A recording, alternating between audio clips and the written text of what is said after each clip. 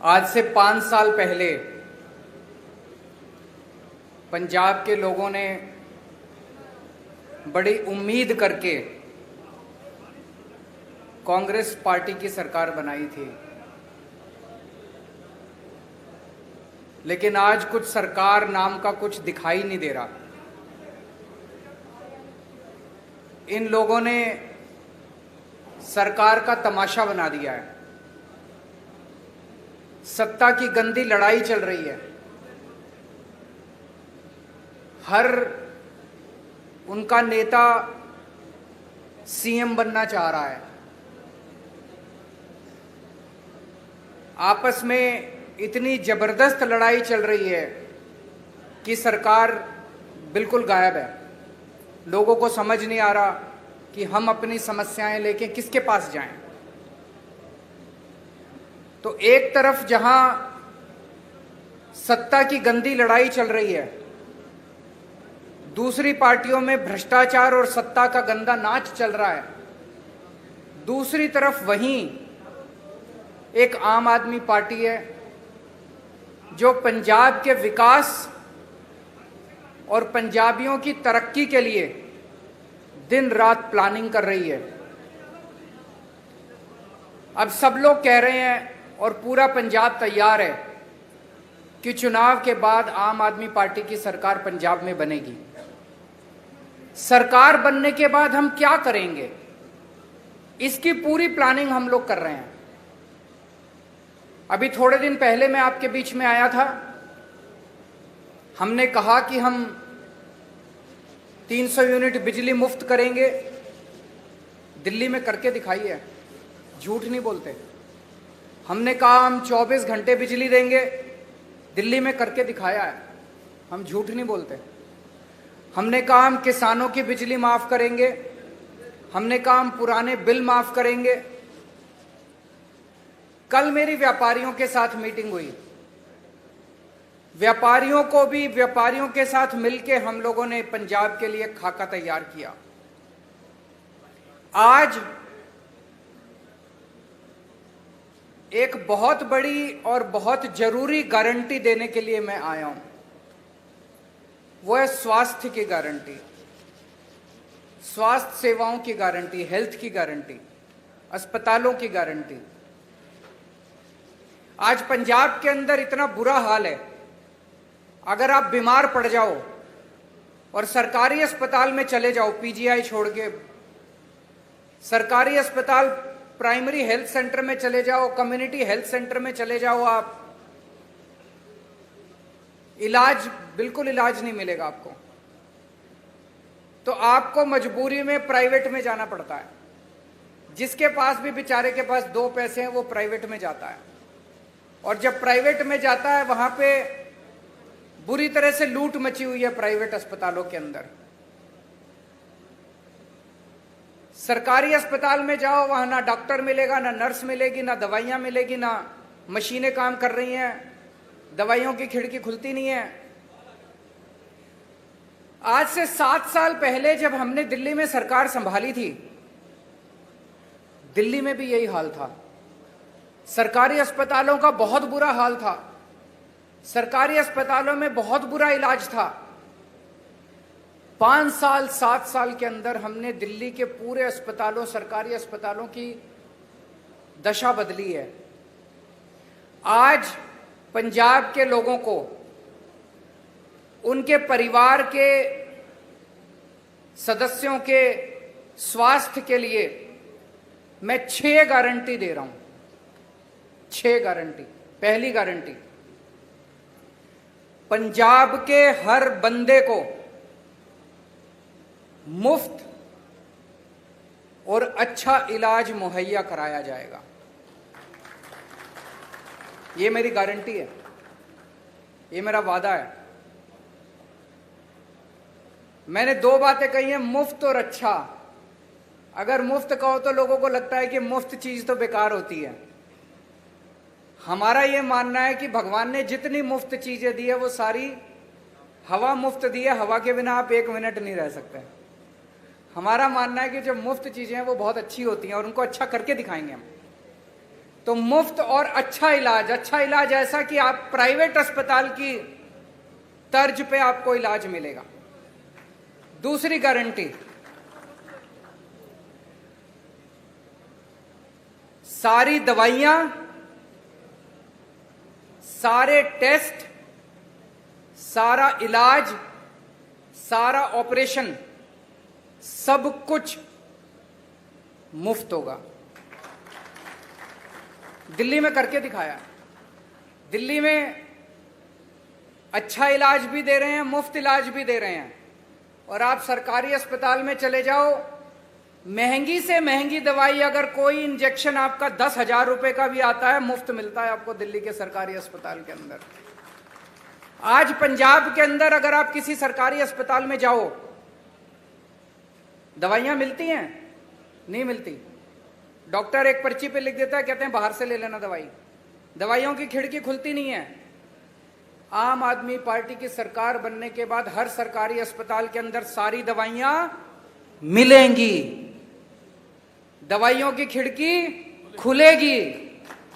हम इंश्योर करेंगे कि सारी दवाइयां मिलनी चाहिए।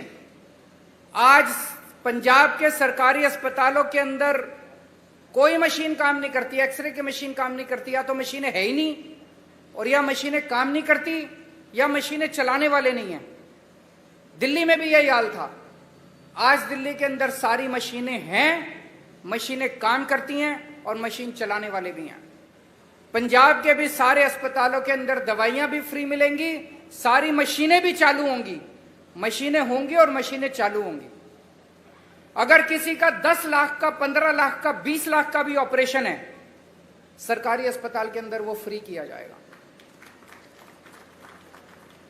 भगवान ना करे आपके घर में कोई बीमार हो, लेकिन अगर आपके घर में कोई बीमार होता है तो अब उसके इलाज के खर्चे की आपको चिंता करने की जरूरत नहीं है। उसके अच्छे इलाज की अब आपको पंजाब में चिंता करने की जरूरत नहीं पड़ेगी। अभी बहुत सारे लोग पंजाब से दिल्ली जाते हैं इलाज कराने के लिए, उनका भी इलाज मुफ्त होता है दिल्ली के अंदर।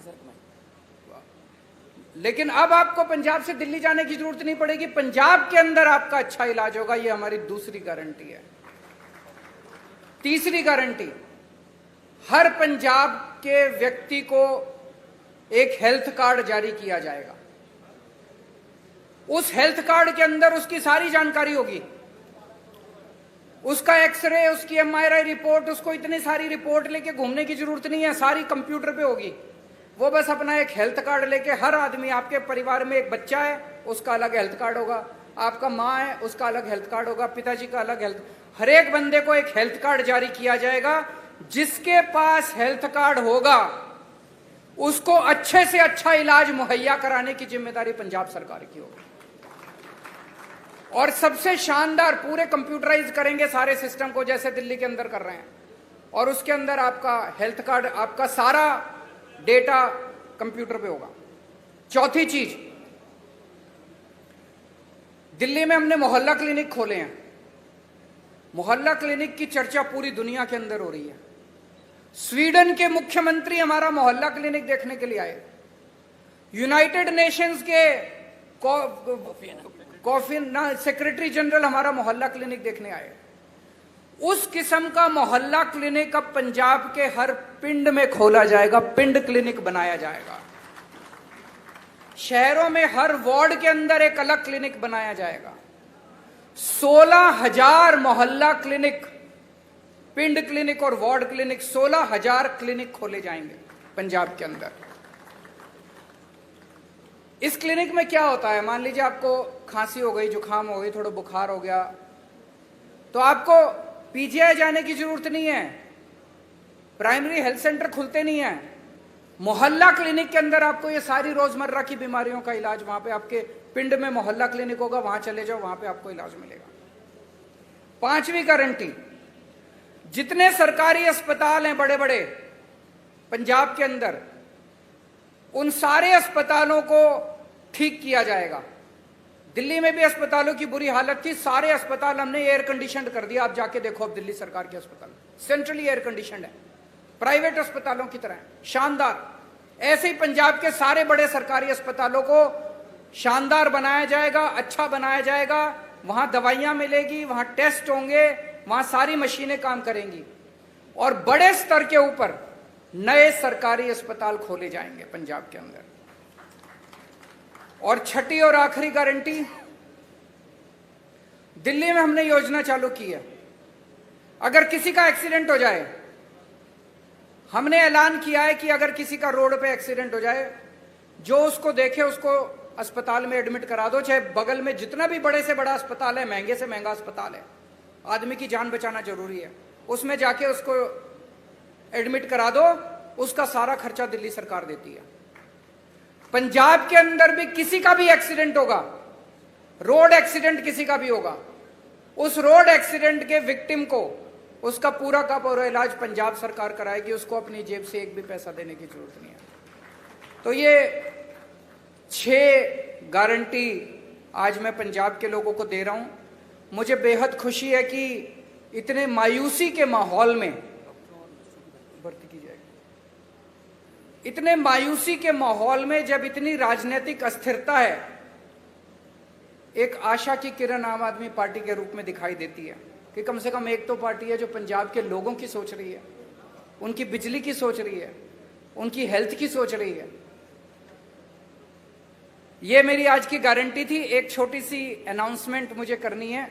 आज सुबह सुबह लुधियाना के कुछ पत्रकार मुझसे मिलने के लिए आए थे और उन्होंने मुझसे निवेदन किया कि आपकी सरकार सर बनना तय है, अगर आपकी सरकार बन जाए तो पूरे पंजाब में 3 शहर ऐसे हैं जहां पे प्रेस क्लब है, जालंधर, अमृतसर और चंडीगढ़। बोले जी बाकी शहरों में भी प्रेस क्लब बना देना। तो मैं आज आपको वादा करता हूं कि हमारी सरकार बनेगी तो जितने भी छोटे बड़े शहर है पंजाब के, सब जगह आपकी सुविधा के लिए प्रेस क्लब बनाए जाएंगे। ये भी गारंटी है। अब अगर आपके कोई प्रश्न है,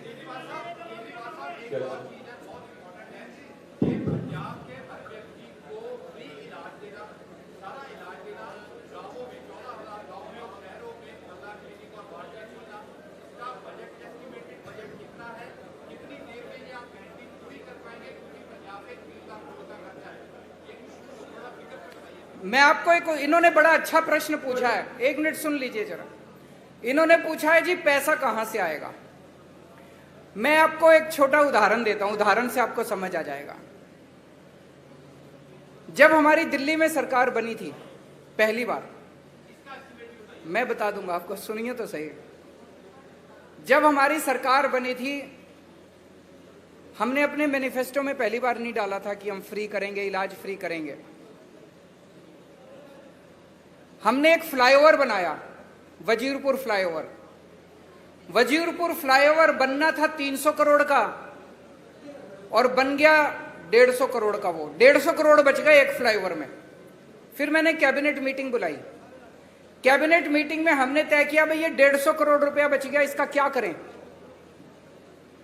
तो हमने कहा भाई एस्टीमेट बनाओ कि अगर हमें अपने लोगों की सारी दवाइयां और इलाज फ्री करना हो तो कितना खर्चा आएगा। तो पता चला, अफसरों ने एस्टीमेट लगाया, पता चला 150 करोड़ आएगा।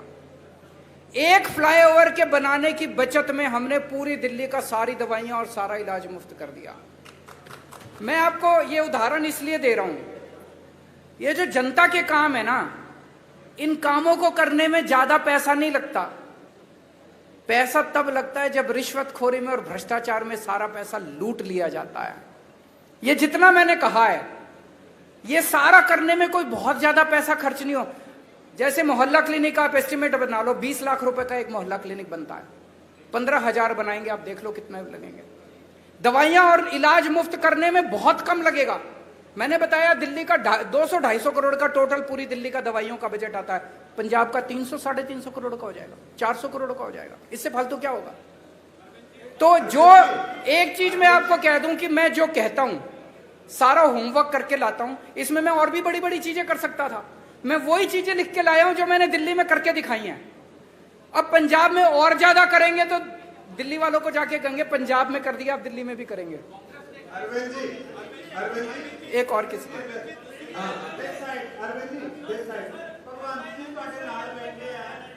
हैं एक मिनट, वो सीएम फेस पूछ रहे हैं, उनसे बात। कौन है, किस? हाँ,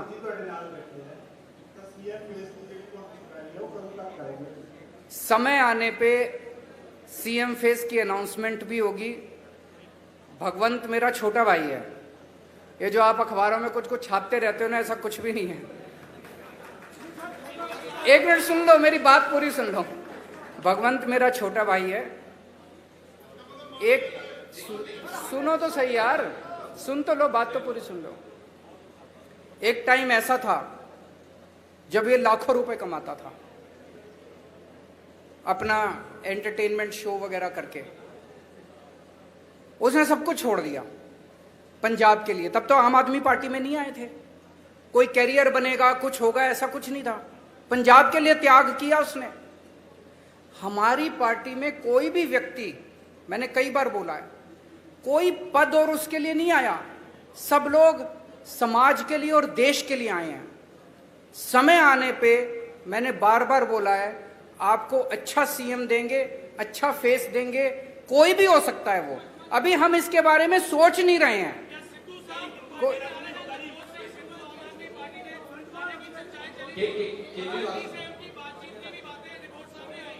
वो मेरे से पूछ रहे हैं क्या सिद्धू साहब पार्टी में आ रहे हैं। ये एक हाइपोथेटिकल क्वेश्चन है, काल्पनिक क्वेश्चन है।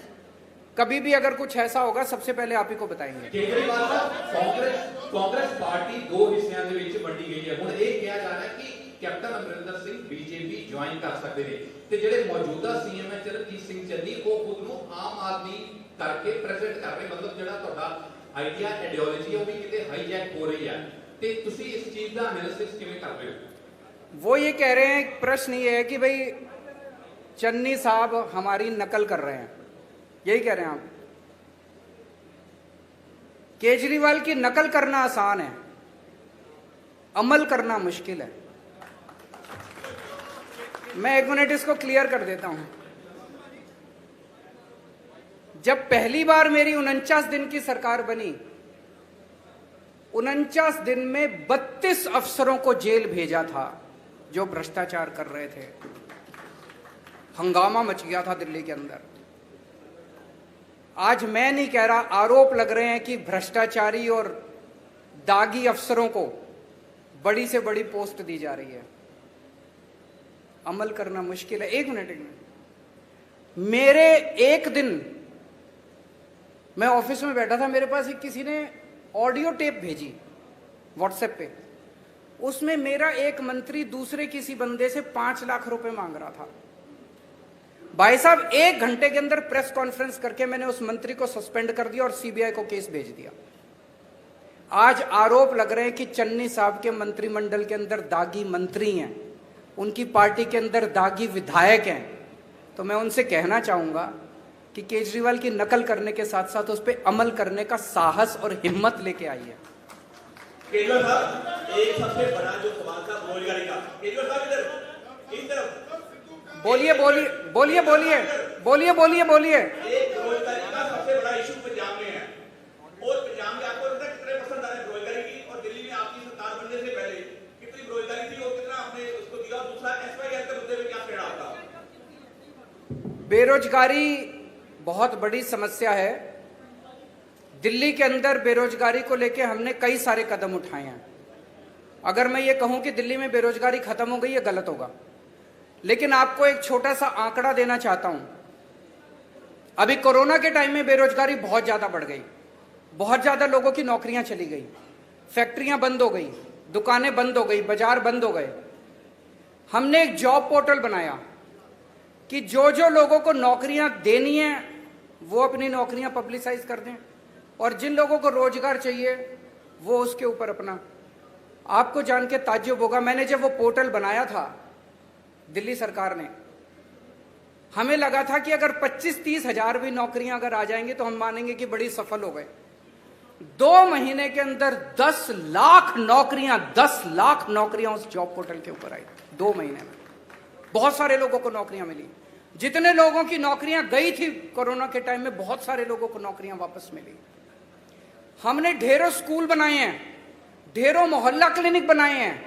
वहां पे हम लोगों ने हर बस के अंदर बस मार्शल नियुक्त किए हैं इसमें इतनी नौकरियां निकली हैं, इतनी नौकरियां, हमने डोर स्टेप डिलीवरी शुरू की है, घर घर के अंदर हम इतनी नौकरियां निकली हैं, वो सारे काम पंजाब के अंदर भी किए जाएंगे।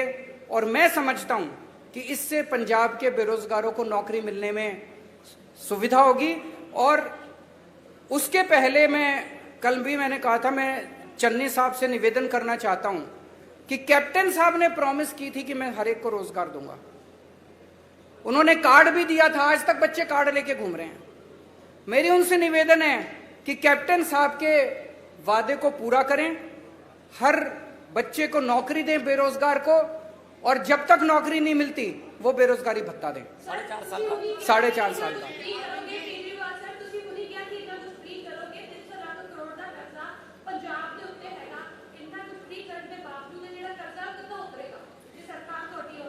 दिल्ली पे भी बहुत कर्जा था। दिल्ली का बजट जब हमारी सरकार बनी घाटे में चल रहा था। आज 2019 की सीएजी की रिपोर्ट है जिसमें सीएजी ने कहा है, मैं नहीं कह रहा, कंट्रोलर ऑडिटर जनरल ने बोला है कि पूरे देश में अकेली दिल्ली सरकार है जो घाटे में नहीं चल रही, नफे में चल रही है। एक मिनट सुन लो, नफे में चल रही है। कैसे किया हमने? हमारी सरकार बनने के पहले दिल्ली सरकार घाटे में चल रही थी, कर्जा चढ़ा हुआ था। आज दिल्ली सरकार पे एक नए रुपए का कर्जा नहीं है। केवल और केवल एक चीज से, भ्रष्टाचार खत्म कर दिया, रिश्वतखोरी खत्म कर दी। सरकारों में पैसे की कमी नहीं है, नीयत की कमी है। अच्छी नीयत वाली सरकार लेके आइए, आप देखिए क्या से क्या हो सकता है। आखिरी क्वेश्चन, बोलिए।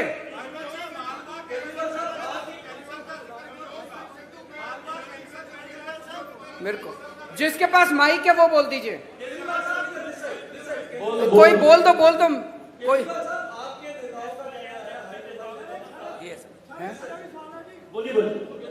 आपके नेताओं का कहना है, विधायकों का कहना है कि पंजाब में किसानों को पराली जलाने के लिए दंडित किया जाना चाहिए, जो कथित तौर पर दिल्ली को प्रदूषण करता है। आपका इस पर स्टैंड क्या है?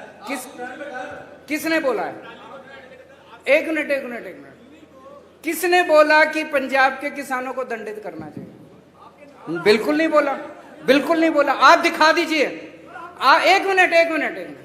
आप ये स्टेटमेंट दिखा दीजिए कि आम आदमी पार्टी के किसी ने बोला मैं राजनीति छोड़ दूंगा। झूठ मत फैलाइए, गलत मत बोलिए। पत्रकार की जिम्मेदारी है जनता को सच बताना। अब मैं आपको बताता हूं, एक मिनट सुनिए मेरी बात।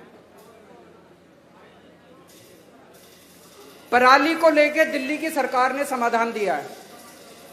हमने एक बायोडिकम्पोजर बनाया है। जब पराली वो होती है तो किसान को अगली फसल लगाने के लिए उसको जल्दी होती है, उसको तीली लगा के वो जला देता है, उसकी मजबूरी होती है। किसान का कसूर नहीं है, कसूर सरकारों का है। सरकारें क्या कर रही थी? सरकारों ने समाधान क्यों नहीं निकाला? तो हम एक दूसरे के ऊपर आरोप प्रत्यारोप नहीं करना चाहते, वो राजनीति हम नहीं करते, हम समाधान की राजनीति करते हैं। तो दिल्ली सरकार ने अभी एक घोल निकाला है, बहुत सस्ता घोल है। उस घोल को अगर आप पराली के ऊपर छिड़काव कर दो तो 15 दिन के अंदर पराली खाद में बदल जाती है। तो जो पराली समस्या थी वो पराली अब आपके लिए एसेट बन गई। इसको पिछले साल हमने एक्सपेरिमेंट करके देखा जिसके बड़े शानदार नतीजे आए हैं। अब उसकी घोल की खूब डिमांड है। दिल्ली सरकार अपने सारे किसानों के यहां उस घोल का छिड़काव फ्री में कर रही है। पंजाब सरकार भी कर सकती है। तो अगर पंजाब के अंदर सरकार बनती है तो वो छिड़काव हम सारे किसानों के खेत में फ्री में करेंगे। किसानों को जलाने की जरूरत नहीं पड़ेगी और वो सारी पराली खाद में बदल जाएगी। आम के आम गुठलियों के दाम।